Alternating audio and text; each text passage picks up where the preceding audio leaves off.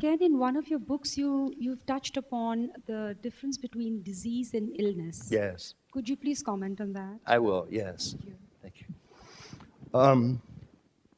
And the words change a little bit, so I won't necessarily use the exact definition I gave there, but I'll get the general point across. This is in reference to Treya's cancer, and for those of you who don't know all of the details, I met and fell deeply in love with a woman in 1984. Roger and Frances Vaughn introduced us, and we both fell sort of absolutely, totally in love, and I proposed to her 10 days after I met her. And she said yes, and we got married just a few months after that, and then a week after the marriage discovered that she had breast cancer. And so for the next 5 years, literally our whole life together was spent in fighting this illness. And she died in 1989. The most glorious, radiant death I've ever seen in my life, or the most glorious, radiant event I've ever seen. She went out in a radically realized state that changed everybody around her, and certainly me. In the course of that, we got a lot of very fast education in how society looks at illnesses.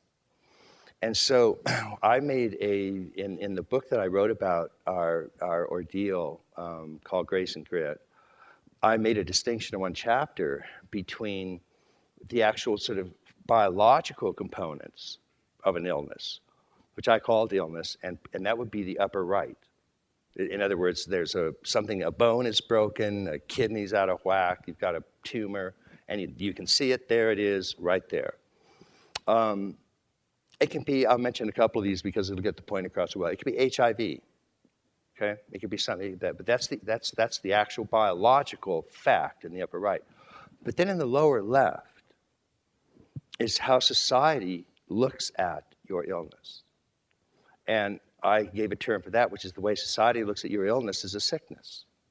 So you have a sickness and an illness every time you have a complication. Some of these are minor, a cold or flu or something like that. But then there's a whole spectrum where a simple neutral illness, which isn't good or bad. I mean, biological facts are biological facts.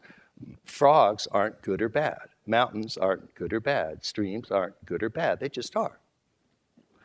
But our response to them, if they bring up fears, if they bring up problems, if they bring up shadow elements, then all of a sudden an illness becomes loaded with things that are threatening, and so it becomes a sickness.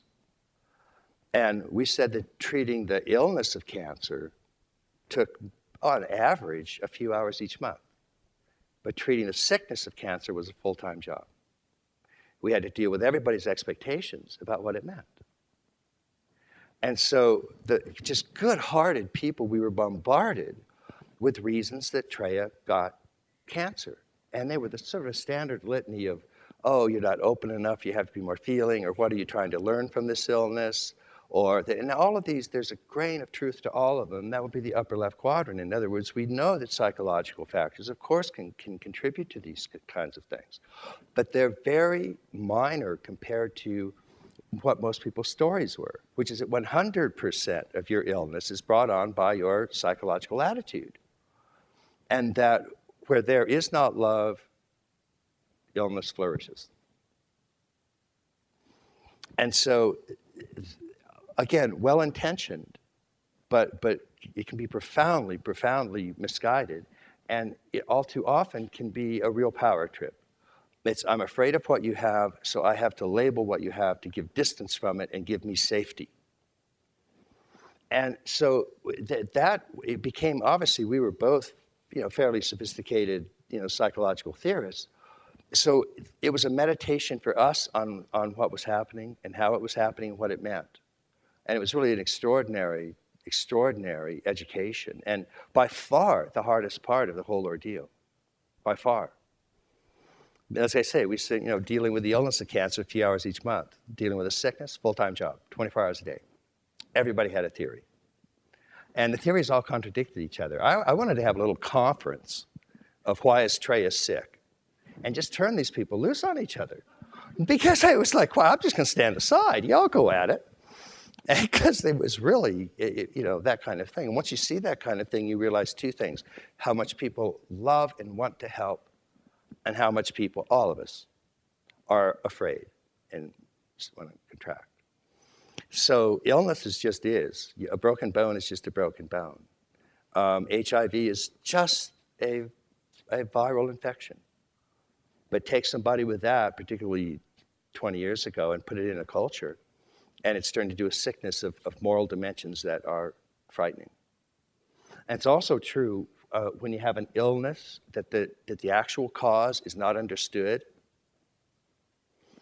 then it's Projection City. It's a field day. Tuberculosis. Some of you might have, don't want to insult anybody's age here, might have had great-grandparents who had tuberculosis. And it was very funny because people that had tuberculosis, there's a whole notion, it wasn't understood that tuberculous bacteria causes it. So there was a whole theory of the consumptive personality type, which is very fascinating. One of the greatest, possibly the greatest existential psychologist in America was Rollo May. And Rollo May had tuberculosis for 13 years and was a large, large part of him going into existential philosophy, being faced with life and death all the time, and then being a theistic existentialist. Now, in Western terms, because our philosophy of wisdom is limited, to be a Western thinker and to come up with theistic existentialism, that's about the closest you're going to get to a wisdom tradition. That's doing pretty good. Paul Tillich was a theistic existentialist, and so was Rollo May, and that came out of his struggle with this illness that he knew was not something he brought on himself, and yet society wanted to convince him that it was. So these were very, very, it was extraordinary coming to terms with that. And I think it was part of Treya's, I don't think if she had reached a resolution about that she could have let go of it. And her path of doing that was as clean and as extraordinary as any spiritual teacher I know. And I know them all. And she surpassed that in her capacity to do it. It was a lesson to all of us. It was really quite extraordinary. So any of you who get an illness, may you quickly cure the illness to be delivered from being bombarded by the sickness.